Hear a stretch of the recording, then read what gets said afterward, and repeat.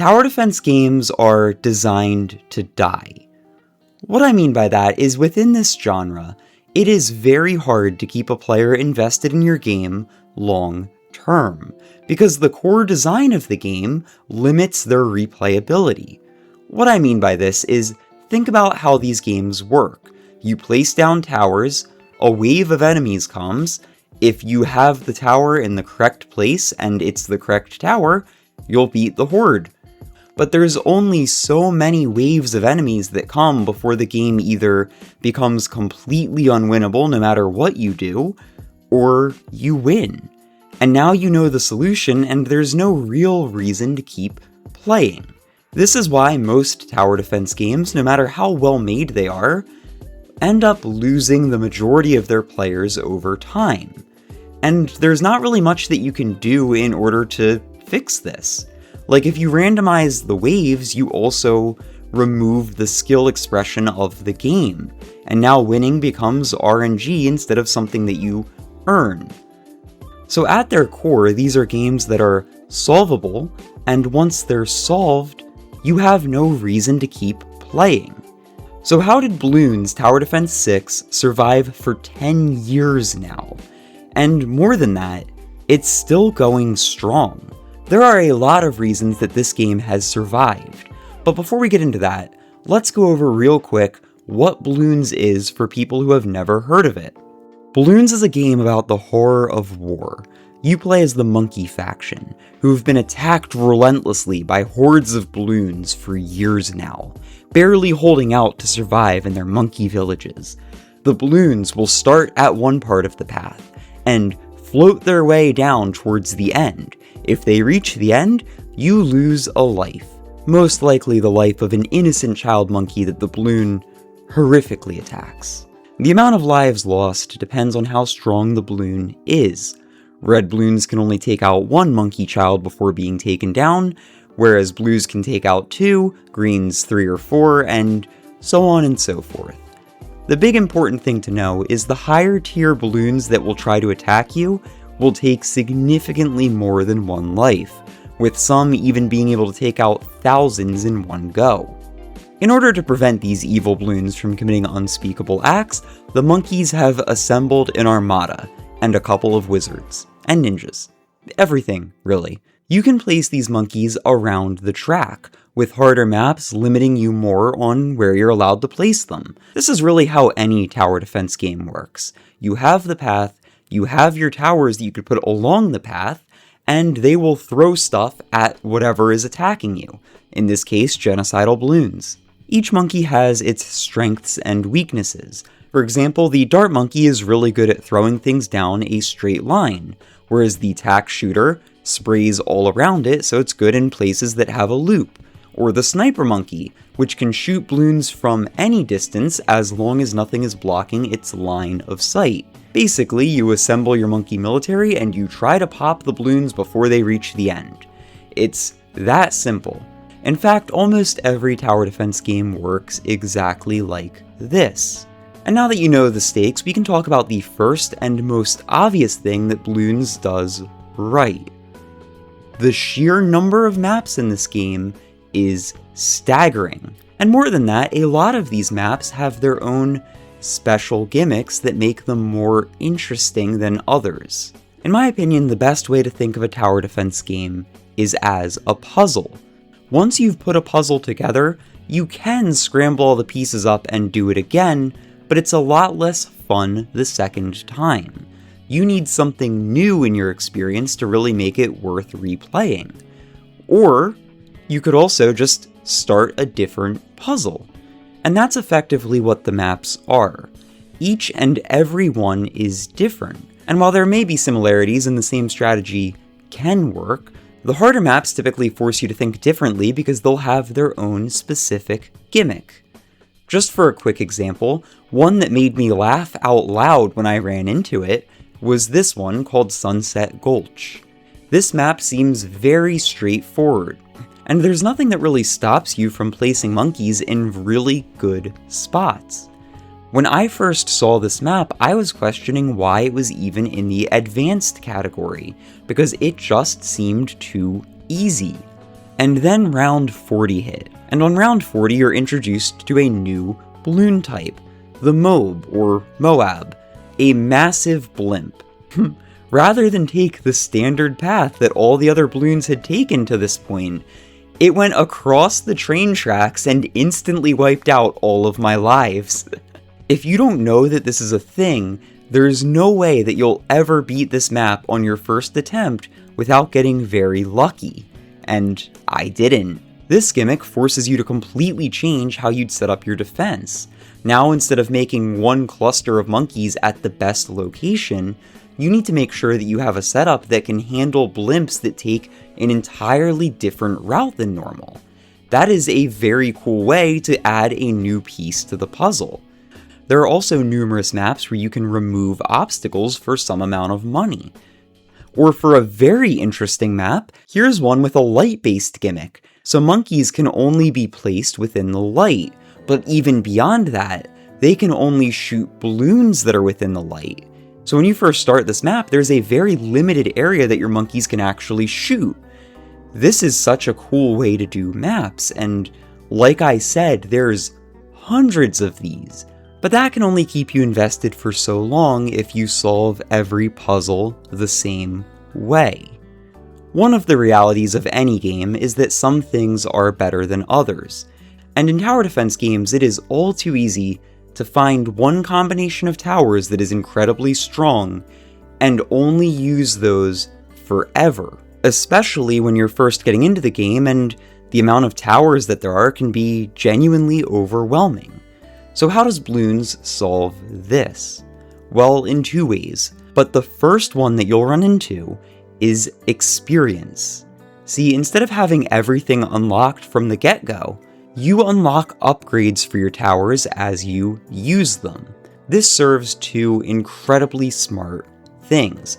First, the tier 5 towers are genuinely really cool, and trying to unlock them makes playing feel worthwhile. It gives you a sense of progression, like you're building to something even when you lose on a map, because the experience that you get is based on beating rounds and popping balloons, not on winning. The other thing the system does, though, is it makes it so that learning how a new tower works is never overwhelming, and you'll have reason to want to start using new towers because it feels like a waste to keep getting more and more experience on towers that you've already maxed out. This is a genius way to get people using new stuff, which not only makes the game more interesting, but can get a player excited to try new combos. It's no secret to say that players love a sense of progression. Idle games like Cookie Clicker are built on that idea. And in case you're wondering, no, it's not a grind. You can unlock everything for a tower in about an hour of playtime if you actually focus on making that tower leveling up your main priority. So it really does only serve as a reason for you to try new things and to give you something that you feel like you're working towards. It is a great system with a good implementation that immediately keeps the game from getting stale, at least when you're first getting into it. It's so good I would almost argue they should do it again, but like a little bit differently. Like what if you had special, really powerful monkeys that you could place one of per match, and it would completely change the strategies that are available to you? That would be pretty cool. And then what if the longer that they're out popping balloons, the stronger they got throughout your match, and the more special abilities they unlocked? Well, that could also be a really good system. And to stop beating around the bush, it's also in the game. There is a thing in Bloons called the hero system. There are hero monkeys that work exactly like I described, but even more than that, a lot of them have special modifiers to them. Like one that I really enjoy using is this ice monkey, Silas, because he doesn't just have special abilities, he changes how ice towers work. So ice towers, while strong, typically have a weakness. White balloons are completely immune to them, and while they slow down balloons, they don't pop them as well as other options. Silas not only gets buffed based on how many ice towers are around, but he also buffs them, letting them completely ignore the effects of white balloons. and generally just making them a much more viable strategy. Other heroes work similarly, buffing one specific tower type or just having synergies with other towers that open up new strategies. And how do you unlock these heroes? Well, the easiest way to do it is to beat new maps, because there's a special one-time award every time you beat a map for the first time. And I'm going back to the maps now because I just want to show you how every single design element of this game feeds into the idea that the player should play more and try new strategies and experiment. It is genuinely exciting to unlock a new hero, because they'll open up new strategies, and then those new strategies will make you want to play another map, or even replay your favorite map in a different way, which will keep you playing where a normal tower defense game you would have already solved the puzzle and moved on 50 hours ago. But like I said, none of these grinds are, in and of themselves, very long. The longest one here is by far beating all of the maps, just because there's so many of them, and they all have special different modes that not only get harder, but have special effects, which I didn't even mention yet. Yeah, it's not just easy, medium, hard.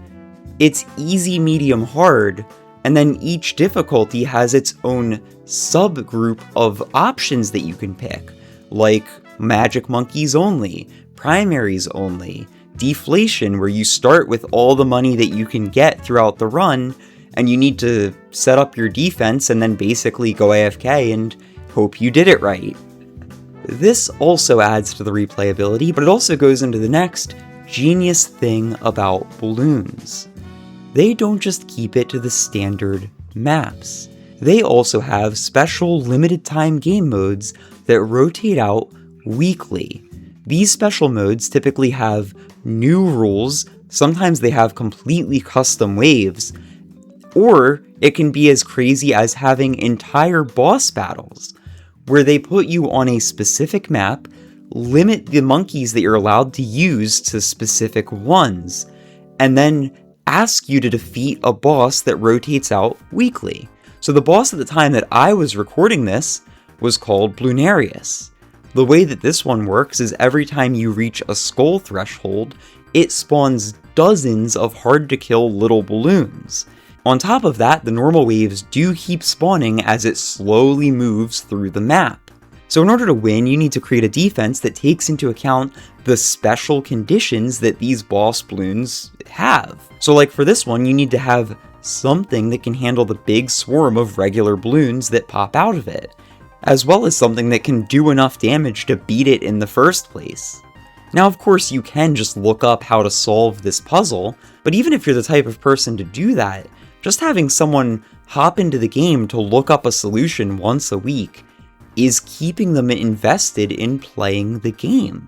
The other interesting custom mode is called Odyssey, which limits the monkeys you're allowed to take, but more interestingly, it forces you to win multiple maps in a row in order to actually win, with lives lost between each round carrying over. Now granted, if you lose on a higher round, you probably instantly lose all your lives anyway, but this is really interesting because a lot of the harder maps, the easiest way to beat them is to let yourself lose a few lives early on so that you can set up a stronger defense for later. Because like I said, big balloons will get into your monkey village and slaughter entire families. So you can't afford to let those leak, but a couple of reds coming in and killing a child or two is completely okay. There are also dozens of things that are just good longevity designs that I don't even feel like I have to speak on in depth, because of course these features being here would keep the game fresh. For example, they are still adding new content to this game as we speak. New towers, new maps, new puzzles, new bosses. They aren't abandoning the game and leaving the content amount as it is. But even if they did, they have an entire community tab. So community members can make and design their own things and some of these things make it into the game proper. Or for an easy slam dunk, they actually do have an entire mode where you can play with your friend.